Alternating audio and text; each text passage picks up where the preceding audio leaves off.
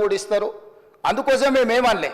ఇప్పటికైనా పాయల్ శంకర్ గారు కొన్ని సూచనలు చేశారు. డెఫినెట్గా లిమిట్ పెట్టకండి, మీరు సీలింగ్ పెట్టకండి, ఆ కొద్ది మందిని కూడా ఎందుకు మీరు బాధ పెడతారని కొన్ని సూచనలు చేసిండు. అదేవిధంగా మీరు మంచిగా వాళ్ళకు అన్ని రకాలుగా వాళ్ళకు నమ్మకం కలిగించేటట్టు కొన్ని నిర్ణయాలు తీసుకోమన్నారు. తప్పకుండా వాటిని కూడా తీసుకుంటాం. ఒకవేళ ఇక్కడ మమ్మల్ని తిట్టడానికి ఒకవేళ సమయాన్ని కేటాయించుకుంటే రాతపూర్వకంగా అయినా తమరు తెప్పించుకోండి అధ్యక్ష. ప్రధాన ప్రతిపక్షం నుంచి మాకేం అభ్యంతరం లేదు. వాళ్ళను ఈ విషయాలలో ఈ రాళ్ళు రప్పలకు గుట్టలకు దొంగ పాస్ పుస్తకాలకు లేఅవుట్లకు రియల్ ఎస్టేట్ వాళ్ళకి ఇవ్వాలన్నా వద్దా? మీరు ఇచ్చిన జీవో స్ఫూర్తి పంట పెట్టుబడి సహాయము అంటే పంట వేసుకున్న వాళ్ళకే పెట్టుబడి సహాయం చేయాలనేది ఆ జీవో యొక్క స్పిరిట్. ఆ రకంగా పోదామా, ఇంకే రకంగా పోదాము, ఎట్లా పోదాము ఏందనేది మీరు చెప్పండి అధ్యక్ష. అదేవిధంగా చర్చలో లేకపోయినా వారు చాలా విషయాలు కొన్ని ప్రస్తావించండి అధ్యక్ష.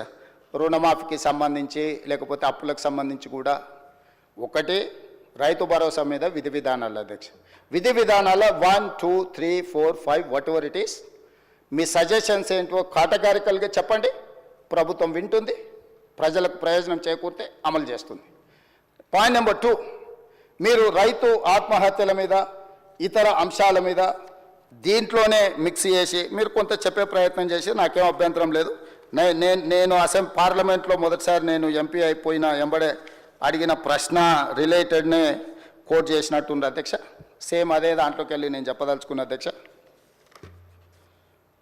2019లో 3 డిసెంబర్ 2019 నేనే అడిగిన క్వశ్చన్కి కేంద్ర వ్యవసాయ శాఖ మంత్రి గారు ఇచ్చిన రిప్లైలో ఉన్న అంశం ఒక సభలో డాక్యుమెంట్ని ఇంకో సభలో కోట్ చేయడం నార్మలీ అలో చేయరు. తమరి ప్రత్యేక అనుమతి తీసుకొని ఈ డాక్యుమెంట్ని నేను కోట్ చేయదలుచుకున్నా.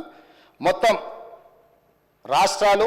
రాష్ట్రాలతో పాటు యూనియన్ టెరిటరీస్ వీటన్నిటిని 36 ప్రాంతాలలో రైతులకు సంబంధించిన ఆత్మహత్యల మీద 2019లో నేను ప్రశ్న అడిగితే కేంద్ర ప్రభుత్వం ఇచ్చిన జవాబు 2014, 2015, 2016 ఈ 3 సంవత్సరాలే NRCB national crime record bureau NCRB నమోదు చేసిన లెక్కల్ని పార్లమెంట్లో సమాధానం ఇవ్వడం జరిగింది అధ్యక్ష. ఇందులో రైతుల ఆత్మహత్యలు తగ్గినాయనో మేమేదో అద్భుతాలు సృష్టించినామనో నోరు తెరిస్తే అబద్ధాలు చెప్పే అలవాటు ఉండి అబద్ధాల సంఘానికి అధ్యక్షులు రాలేదు, ఉపాధ్యక్షుడు వచ్చి వర్కింగ్ ప్రెసిడెంట్ వచ్చి మళ్ళీ అదే అబద్ధాలు చెప్తున్నాడు అధ్యక్ష. ఇందులో ఏముంది అధ్యక్ష? మొట్టమొదటి ఆంధ్రప్రదేశ్ 2014లో ఆంధ్రప్రదేశ్లో ఆత్మహత్యలు 160, 2015లో రైతుల ఆత్మహత్యలు 516, 2016లో రైతుల ఆత్మహత్యలు 239. మొత్తం కలిస్తే దాదాపుగా 1000 లోపల అధ్యక్ష 3 సంవత్సరాలు కలిపి ఆంధ్రప్రదేశ్లో. ఎందుకంటే మనతోని విడిపోయిన ఆంధ్రప్రదేశ్ ఎంబడే 3 సంవత్సరాలు ఆ రాష్ట్రంలో రైతుల ఆత్మహత్యలు 2014లో 160 మళ్ళీ చెప్తున్నా అధ్యక్ష, 2015లో 516, 2016లో 239. ఇది ఆంధ్రప్రదేశ్లో. అదేవిధంగా సీరియల్ నెంబర్ 15లో మహారాష్ట్ర ఉంది అధ్యక్ష. ఎందుకంటే ఈ దేశంలో అత్యధికంగా ప్రతి సంవత్సరం అత్యధికంగా రైతు ఆత్మహత్యల మొదటి స్థానాన్ని నిలబడుతున్నది మహారాష్ట్ర. మహారాష్ట్రలో 2014లో 2568, 2015లో 3030, 2016లో 2550. దేశంలో ప్రథమ స్థానంలో మహారాష్ట్ర ఉంది అధ్యక్ష. ఇక ఘనత వహించిన 80,000 పుస్తకాలు చదివిన అపర మేధావి గారి నాయకత్వంలో తెలంగాణ రాష్ట్రం సాధించిన ఘనత ఎంత అంటే 2వ స్థానం అధ్యక్ష. జనాభాలో మనం ఎక్కడో ఉంటాం అధ్యక్ష. మనకంటే 5 అంతల జనాభా ఎక్కువ ఉన్న ఉత్తరప్రదేశ్ లాంటి వాటికంటే తెలంగాణ రాష్ట్రంలో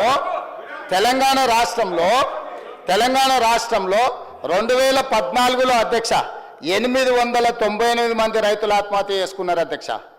2015కు వచ్చే వరకల్లా నెంబరు 1358కి పెరిగింది అధ్యక్ష. 2016లోకి వచ్చే వరకల్లా 632 మంది ఆత్మహత్యలు చేసుకున్నారు అధ్యక్ష. దాదాపుగా 3000 పైచీలకు ఆత్మహత్యలు చేసుకున్నారు అధ్యక్ష.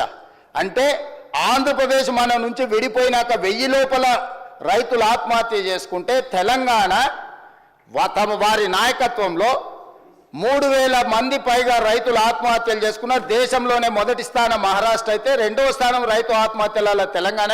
3 సంవత్సరాల లెక్కలు పార్లమెంట్లో పెడితే ఇది కూడా వాళ్ళ ఘనత మేము తగ్గించినాం, ఏంది మీ బొంద మీరు తగ్గించింది? నీతో పాటు ఉన్న ఆంధ్రప్రదేశ్ రాష్ట్రం ఎక్కడుంది, నువ్వెక్కడున్నావు? మిగతా రాష్ట్రాలు అన్ని కావాలంటే లెక్క చదువుతా అధ్యక్ష. ఏ రాష్ట్రం కూడా మనకంటే అత్యధిక జనాభా ఉన్న మధ్యప్రదేశ్, ఉత్తరప్రదేశ్ అధ్యక్ష, ఉత్తరప్రదేశ్లో 20 కోట్ల జనాభా అధ్యక్ష. ఉత్తరప్రదేశ్లో 14లో 63 మంది రైతు ఆత్మహత్యలు, 15లో 145 మంది రైతు ఆత్మహత్యలు, 16లో 69 మంది ఆత్మహత్యలు అధ్యక్ష. అత్యధిక దేశంలోనే అత్యధిక జనాభా ఉన్న ఉత్తరప్రదేశ్, పేదరికం ఉన్న ఉత్తరప్రదేశ్ 14లో మనకు 63 మంది, 15లో 145 మంది, 16లో 69 మంది రైతు ఆత్మహత్యలు అధ్యక్ష. ధనిక రాష్ట్రము, మిగులు రాష్ట్రము, ఇట్లాంటి ధనిక రాష్ట్రంలో, మిగులు రాష్ట్రంలో 14, 15, 16లో దాదాపుగా 3,000 మంది రైతులు ఆత్మహత్యలు చేసుకున్నారంటే తలదించుకోవాల్సింది పోయి, రైతులకు క్షమాపణ చెప్పాల్సింది పోయి, మేము గొప్పలు, మా గొప్పలు చూడండి, మా తాతలు నేతులు తాగిండ్రు, మీరు మా మూతి వాసన చూడండి, తినడానికి తిండి లేదు కానీ మేము మీసాలకు సంపెంగా నూనె పెట్టుకుంటాం. ఏంటి అధ్యక్ష ఈ గొప్పలని? ఇది ఒక విషయం అధ్యక్ష. అదే విషయంగా రుణమాఫీకి సంబంధించింది అధ్యక్ష. మేము అద్భుతాలు చేసినాం, మీరు వచ్చి అన్యాయం చేసారు రైతులకు. ఇక మీరు అన్యాయం చేయబట్టి ఈరోజు మొత్తం రాష్ట్రం దివాలా తీసిపోయిందని గొప్పలు చెప్పుకున్నారు అధ్యక్ష. నేను వాస్తవాలను తమ ద్వారా తెలంగాణ సమాజానికి, రైతాంగానికి వాస్తవం తెలుసు కాబట్టి వాళ్ళకి తెలిసిన ప్రకారం కర్రు కాల్చారు, వాత పెట్టారు అధ్యక్ష. ఒకసారి అధికారం తీసి రెండోసారి డిపాజిట్లు కూడా తీసేసారు అధ్యక్ష. అయినా వాళ్ళు మారతలేరు, మాట కూడా మారతలేదు, మనుషులు మారలేదు, మాటలు కూడా మారలేదు. కానీ నేను వాస్తవాలను అయితే మరి చెప్పాలి కదా అధ్యక్ష. కాంగ్రెస్ పార్టీ ఏం చేసింది అంటారు. కాంగ్రెస్ పార్టీ ఏం చేసిందో కూడా చెప్పాలి కదా అధ్యక్ష. 12 నెలల ఒక్క సంవత్సరంలో మేము ఏం చేసినామని ఇన్నిసార్లు అడుగుతున్నావే. 10 సంవత్సరాలు ఘనత వహించిన మీ ప్రభుత్వం ఏం చేసిందో కూడా ఒకసారి వెనక్కి తిరిగి చూసుకోవాలి కదా అధ్యక్ష. గురువింజ గురించి తెలుసు కదా అధ్యక్ష. గురువింద గింజ అంటారు కదా, కిందంతా నల్లగా ఉంటుంది, పైన ఎర్రగా ఉంటుంది. ఎర్రగా చూసుకొని ఏతులో పడుతుంటుందట, కింద చూసుకుంటే తెలుస్తుంది ఎంత కర్రగా ఉందో. ఇలా వాళ్ళ పాలనలో ఏం జరిగిందో వెనక తిరిగి చూసుకుంటే కదా అధ్యక్ష తెలిసేది. వాళ్ళ గురించే ఒక విషయం చెప్తా అధ్యక్ష. 2014లో అధికారంలోకి రాగానే ఎన్నికల మేనిఫెస్టో అప్పుడు ₹1,00,000 రుణమాఫీ చేస్తామన్నారు అధ్యక్ష. 4 విడతలలో చేస్తామని, 5 ఏళ్లలో చేస్తామని లేదు అధ్యక్ష. అధికారంలోకి వచ్చినప్పుడే రుణమాఫీ చేస్తామన్నారు ₹1,00,000. కావాలంటే వాళ్ళ మేనిఫెస్టో తీసుకొచ్చి మనం చర్చిద్దాం. కానీ 5 ఏళ్లకు దాన్ని స్ప్రెడ్ చేసి 5 ఏళ్లలో వాళ్ళు కట్టింది ఎంత అధ్యక్ష? 16,143 కోట్ల అధ్యక్ష.